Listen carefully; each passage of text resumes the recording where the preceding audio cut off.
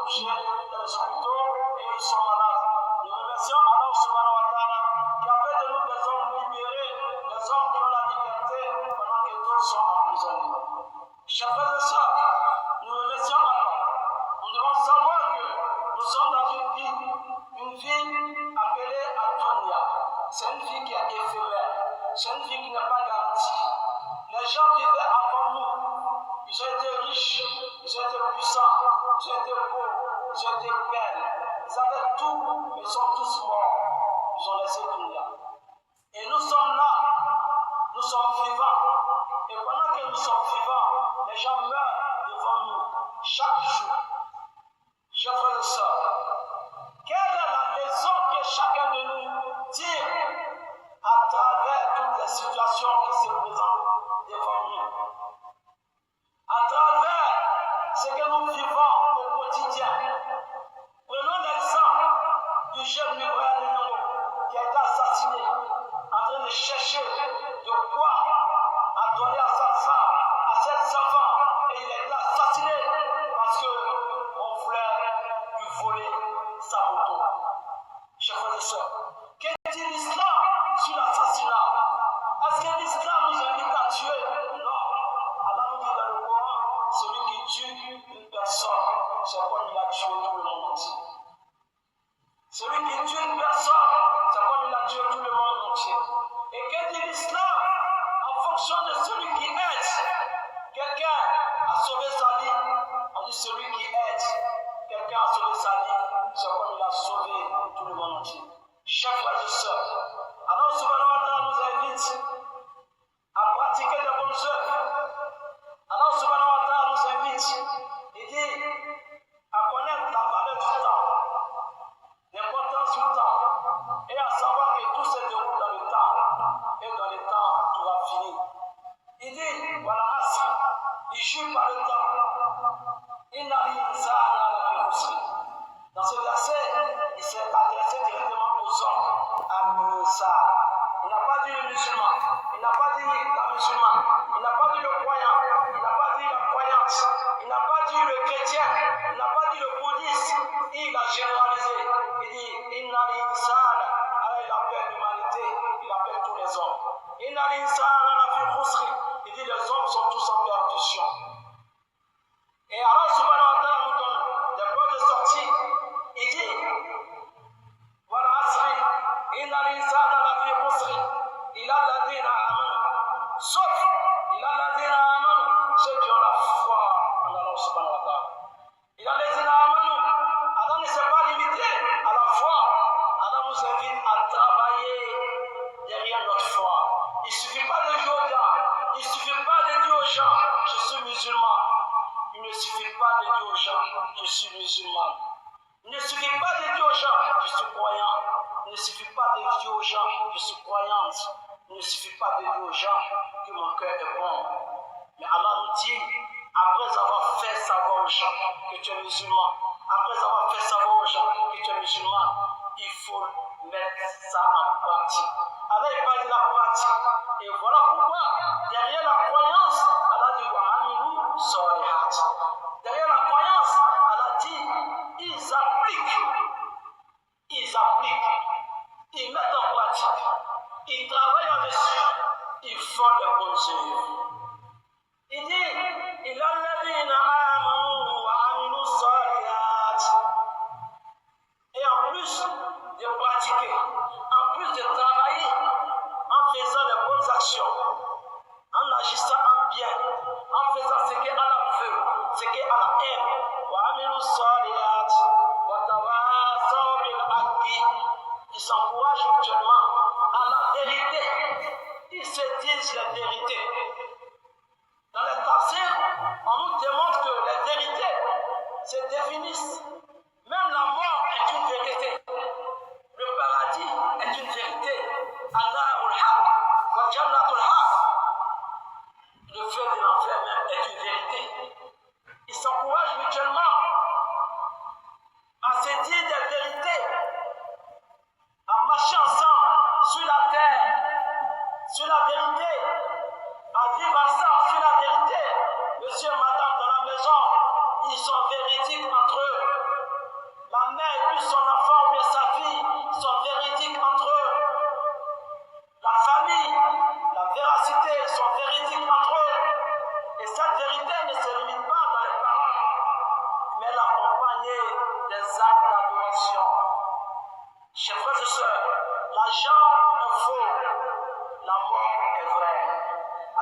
mort. Vous verrez des gens qui étaient des chefs d'entreprise, des hommes puissants, respectables. Allah les a enlevés. Ce qui faisait d'eux, la façon on les appelait Monsieur Ta, Allah a effacé ça. Et Allah a dit écrivez maintenant cadavre. Et la vérité, c'est qu'il va se réveiller dans la tombe, pensant que lui il est riche, pensant que lui il est boss, il est DG, il est temps, et il regarde autour de lui, il ne va pas voir ces privilèges-là. Il va se réveiller dans la tombe, pensant que lui il est avec sa femme ou ses enfants, ou bien dans sa villa, et il va voir qu'il voit autre chose. Et c'est ça la vérité. C'est ça. Alors dit Aïn Yakin, c'est ça la certitude. C'est-à-dire tu es sorti du faux, tu es sorti du mensonge. Et les gens t'ont accompagné et t'ont laissé là-bas. Tu es seul là-bas et tu es dans une réalité et une nouvelle vie. Et c'est ça qui est vrai. Car nous donne la bonne compréhension. Il dit Watala Sobilaki. Et cette vérité-là, ça prend en compte la mort, ça prend en compte le paradis, ça prend en compte l'enfer, et ça prend en compte nos adorations que nous faisons. La prière, la lecture du Coran, le fait d'aider, d'éviter les mauvaises choses, d'empêcher les gens de faire les mauvaises choses, tout ça, ça va sur le compte de la balance. Voilà pourquoi on a dit Al-Malu wal-Banuna Zinatul Hayati Dunya. Allah dit l'argent, les enfants, les belles femmes, Al-Malu wal-Banuna Zinatul Hayati Dunya. La femme, les belles voitures, les belles bâtisses. C'est-à-dire tout ce qu'on a dans cette vie, l'argent, Allah dit c'est une décoration, c'est comme la peinture. Quand tu prends une maison, tu rends ça joli. Allah dit Al-Malu wal-Banuna Zinatul Hayati Dunya. Il dit c'est une décoration. Wal-Baqiyatu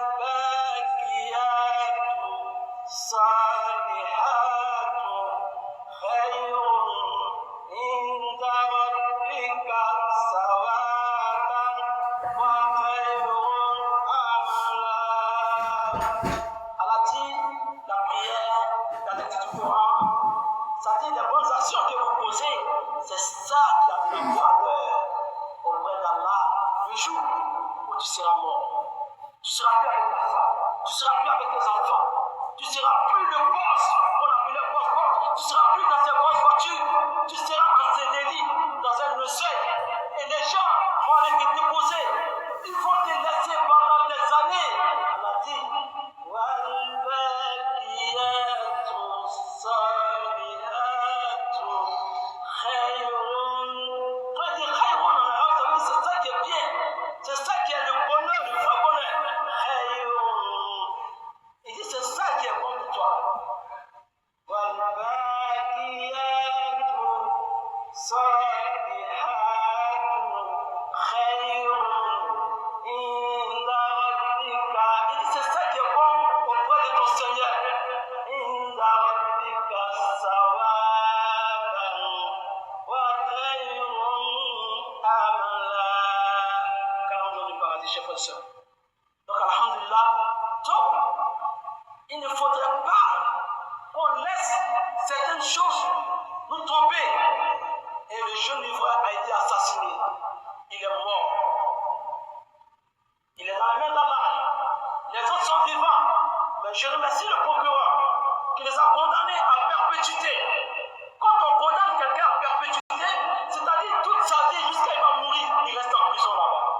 Mes chers frères et sœurs, mais et la personne qui a été tuée, la personne qui a été assassinée, donc je demande à Allah d'apaiser le cœur de sa femme, de ses enfants, de ses parents.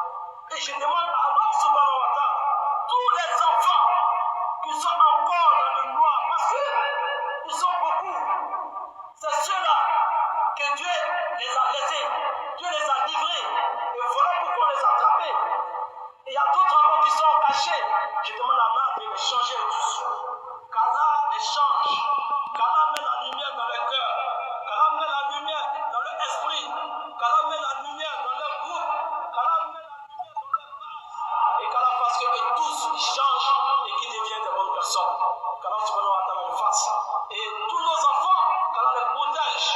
Tous nos enfants, qu'Allah les préserve. Nos femmes, qu'Allah les protège. Nos femmes, qu'Allah les préserve. Donc, chers frères et sœurs, il est très important de faire le maximum d'efforts que chacun de nous peut faire lorsque vous avez des enfants. Les suites des prêts, c'est important. Contrôler le téléphone, c'est important. Même les amis qui les fréquentent, ou bien les amis qu'ils fréquentent, il faut avoir les yeux sur tout ça. C'est très important. Qu'Allah ne nous égare pas, qu'Allah nous guide dans la droiture. Alhamdulillah, on demande à Allah de nous accorder sa grâce. On demande à Allah de nous donner la santé, une santé de fer. Tous ceux qui sont malades, on demande à Allah de nous accorder la santé. Toutes les femmes qui sont enceintes,